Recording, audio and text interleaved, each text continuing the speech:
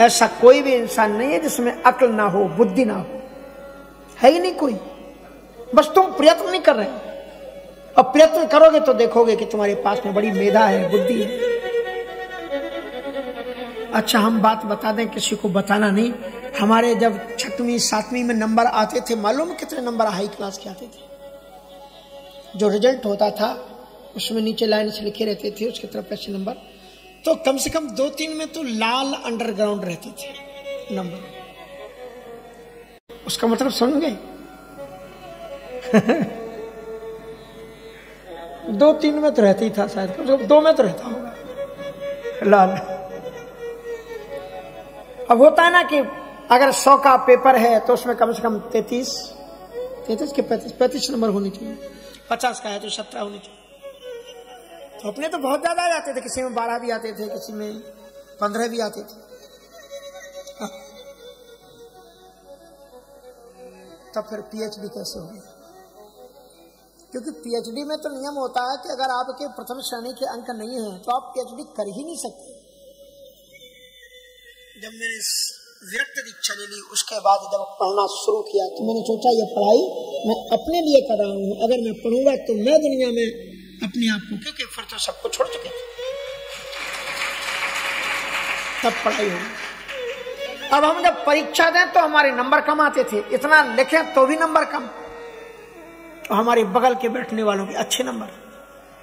तो फिर हम चिंता में डूबी, अब क्या मामला है, मैं तो इतना लिख रहा हूं। तब पता लगा हमारा लेख अच्छा नहीं, क्योंकि कापी जांचने वाले क्या करते हैं कि वो पढ़ते अड़ते नहीं उतना, बस उन्हें अच्छा लेख देखा और कितने पन्ने भरे, 2 चीजें देखी, खटाखट पन्ने पलटे और नंबर दे करके इधर। तुम कितने भी पढ़ के, हम विद्यापीठ में परीक्षा दे रहे थे तो एक तिवारी जी थे, वो हमारे पीछे आकर के खड़े हो गए, जो निरीक्षण करते रहे ना, बीच बीच में परीक्षक लोग घूमते रहते, तो वो 5 मिनट तक उन्होंने मैं क्या लिख रहा हूं इसको देखा। फिर उन्होंने धीरे से हमसे कहा, क्या शास्त्री जी,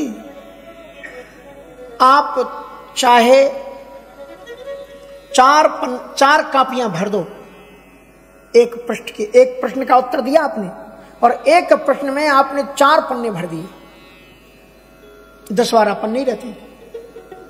तो बोले एक प्रश्न के उत्तर में आप चाहे पूरी कापी भर दो, उसके निर्धारित नंबर हैं एक प्रश्न के 10, तो 10 से 11 नहीं मिलेंगे आपको। इसलिए इतने समय के अंदर में ही आपको 5 प्रश्नों के उत्तर देना है। इसलिए इस चक्कर में मत रहो कि हम इसको बहुत जानते हैं तो लिख मारो पूरी रामायण से। कुछ चीजें हैं जो सुन रहे होंगे उनके लिए भी काम की चीजें हैं, इसलिए जल्दी जल्दी लिखो। कुल मिला के बात ये बताई। फिर मैंने देखा कि लेख अच्छा नहीं है, तो मेरे क्लास सहपाठी जो थे संस्कृत के ही थे, सब ब्राह्मण बच्चे ही थे, तो भवानी प्रसाद दुबे, हम लोग पता ही जब कथा करने गए थे वहां आए थे, तो वो उनका लेख अच्छा था, उनकी कॉपी फिर मैंने लेनी शुरू की। लोगों की छुट्टी हो जाए, लड़के चले जाए अपनी क्लासों से उठ करके, और उनकी कॉपी को रख करके फिर मैं उनका, उन्होंने का कैसे लिखा है, चा कैसे लिखा है, खा कैसे लिखा है, उसको एक एक लाइन भरते चले जाते थे, अच्छा लेख। फिर हम पूछते थे तुमने का कैसी तरह से लिखा, ये ला तुमने, अब जैसे ला बीच में जोड़ता है कैसे जोड़ा, जा कैसे लिखा, ना कैसे लिखा, ऊपर की लाइनें लाइन स्नेक से भरी, ऐसे नहीं कि टेढ़ी मेढ़ी करके इधर लिख दिया। फिर अभ्यास करते करते बिना लाइन के भी पन्ने में तुम लाइन से लिख सकते हो। पहले लाइन इसलिए दी जाती है ताकि तुम्हें लाइन से लिखना आ जाए।